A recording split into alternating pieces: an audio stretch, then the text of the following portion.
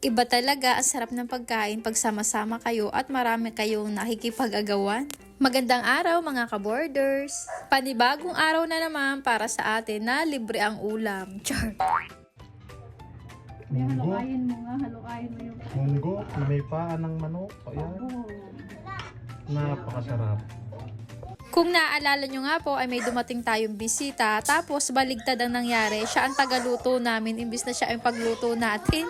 Naaalala ko tuloy ang luto ng aming ina kapag siya nagluluto ng pagkain para sa amin. Hindi ko pala po naikwento sa inyo na bago mawala ang aming ina, ang trabaho po nun ay tagaluto. Yun nga lang, wala atang nakamana sa amin kundi si Kuya Ayi lang. Masarap siyang magluto kumpara sa amin. Kaya naman, pag po siya nagluluto, kahit bata ay mapapakain mo ng gulay kasi balinamnam talaga. Sa Puerto Galera po kasi, ang trabaho niya rin ay tagaluto o tara, char. Isa rin po talaga yung kaya lagi po kami excited pag nagbabakasyon po ng Puerto Galera. Hinahanap-hanap namin yung luto ni Kuya Ay. Kahit simpleng mga ulam lang ay napapasarap niya talaga. Di tulad sa amin, kung hindi mo lalagyan ng nor, hindi lilinamnam. Char. Kung itatanong nyo naman kung saan kami nangingainan, dito lang po yan malapit kila Mama Che. Sa loob lang din ng Imperial. Alam nyo po ba mga ka-borders, dito talaga ang una naming bahay.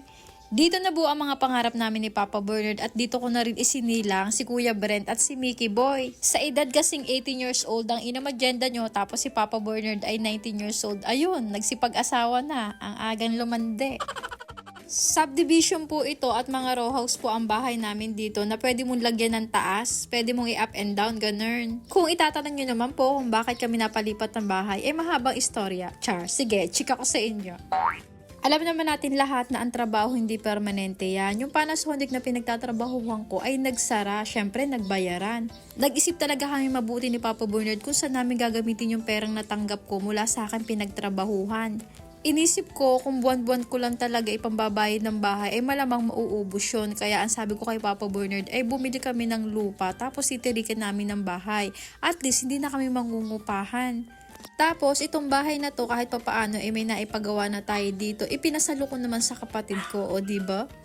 Hindi masasayang kasi kapatid ko naman ang mahikinabang. Alam niyo po ba mga ka-borders, napakamura ng mga monthly dito sa amin. Kasi siguro dahil dati pa tong mga subdivision dito, naaalala ko ang monthly ko lang sa bahay na to ay 2.5. Pero kahit napakamura dati ng monthly, ay mura rin naman ang sahod dun. Kaya nagigipit pa rin kasi sa daming bayarin. Tapos gatas pa ni Kuya Brent, gatas pa rin ni Mickey Boy. Ay, hindi pala naggatas si Mickey Boy, breastfeeding pala yun. Tapos, ayun nga, unti-unti na namin pinagawa yung bahay namin doon sa Sitio Tulo, kung saan kami nakatira ngayon. Kaya yun, nung lumipat kami, ay, naku, nakalimutan ko, ano ba tong kwento ko, pamali-mali. Ang una naming tinirahan doon sa Sitio Tulo ay bahay talaga nila Tita Adi. Dahil yung bahay namin ay hindi inabot ng pera sa talagang totaling gawa na. Kumbaga nung naubos yung pera, hindi pa rin siya talaga nagawa. Wala pa rin siyang palitada, wala pa rin siyang bubong pinto at bintana. Kaya naman, inoffer nila Tita Adi yung bahay nila na hindi pa nila natitiran. O, diba? Ang bait niya.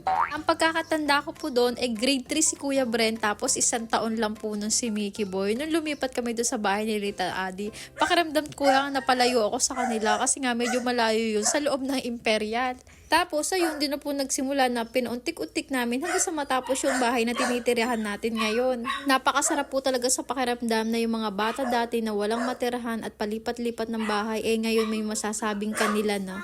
Masasabi kong malayo pa, pero malayo na rin ang narating na yung magkakapatid na hindi umaasa sa tulong ng iba.